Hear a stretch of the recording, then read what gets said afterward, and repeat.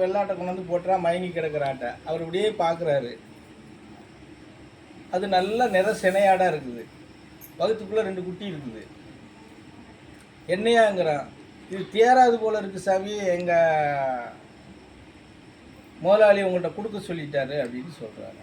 சரி என்ன விலை அப்படின்னு சொல்கிறாங்க. 2 அணா, ஒரு ஆட்டு விலை 2 அணா. சரி 2 அணாவும் நாளைக்கு காலையில் வந்து வாங்கிக்க போன்னு சொல்லி அனுப்பிச்சிடுறாரு. அவன் ஆட்டை போட்டுட்டு போயிடுறான். மறுநாள் காலையில் வாரான். ஒரு ஆடு 2 குட்டியும் இறை கட்டி போட்டிருக்காங்க, மேய்ஞ்சிக்கிட்டு நின்றுக்கிட்டு இருக்கு. எப்படி மயங்கி கிடந்த ஆடு இறை தின்னுக்கிட்டு இருக்கு, குட்டி ஈண்டு போட்டிருக்குது, அதுவும் தின்னுக்கிட்டு நிற்குது. அவங்க வந்து பார்த்துட்டு, ஐயா குட்டியெல்லாம் இருக்கு. ஆமாம், அது இப்போ ஆடு என்னது இல்லை அப்படிங்காரு. அந்த 2 அணாவை நீ வாங்கிக்கன்னு சொல்கிறாரு. அப்போ அவர் ஐயா குட்டி கேங்க, ஆடுக்கு தான் நீ விலை பேசி 2 அணா, இப்போ குட்டி என்னது ஆடு என்னது, அதான் உனக்கு பேசுனது 2 அணா அந்த அப்படின்னு கொடுத்து விட்டுறாரு. இது அந்த மெராஸ்தாருக்கு எல்லாருக்கும் விளம்பரம் ஆயிடுது. இவன் இப்படியெல்லாம் செஞ்சிட்டு இருக்கானே, இவனை எப்படியாவது வந்து அசிங்கப்படுத்தணும் மக்கள் மத்தியிலன்னு சொல்லி மெராஸ்தார் என்ன பண்ணுறான், அவன் தோட்டத்தில் ஏகப்பட்டு வேலை பார்க்குறவங்கள ஒரு 22, 23 வயசு இளைஞனை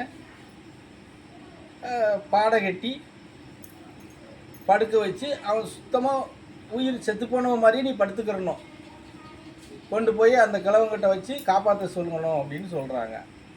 அந்த கிழவன் என்ன சொன்னாலும் நீ செத்து போனது மாதிரியே படுத்து கிடக்கணும் அப்படின்னு சொல்லி அனுப்பிச்சிடுறாங்க. அவங்க அது பக்கத்தில் இருக்கிற கிராமத்துலேருந்து தூக்கிட்டு வராங்க. வேணாந்து பாடை கட்டி தூக்கிட்டு வந்து அவருக்கு முன்னாடி வைக்கிறாங்க. ஐயா சின்ன வயசு பையன், அந்த வீட்டுக்கு ஒரே பையன், இப்படி ஆகிப்போச்சு, ஏதாவது பண்ண முடியுமா பாருங்க அப்படின்னு சொல்லி அவர் வந்து அப்படியே பார்க்குறாரு.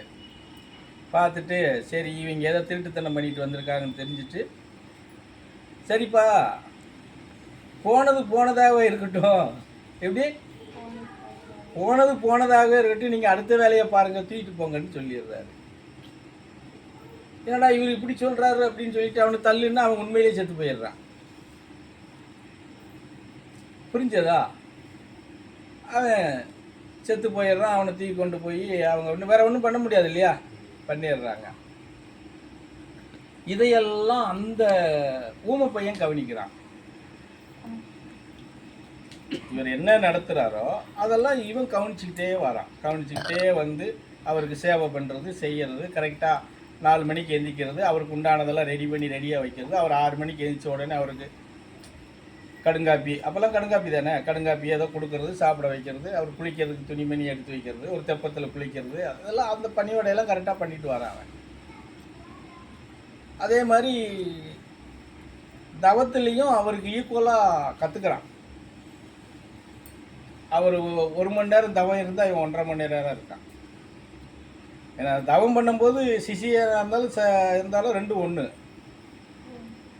நமக்கு முன்னாடி அவன் எந்திக்கணும் அப்படின்னு சொல்ல முடியாது. இப்போ இதெல்லாம் பார்க்குறாரு. பார்த்துட்டு சில இதுகளை கவனிக்கிறாரு, இவன் எப்படி போகிறான்னு சொல்லி.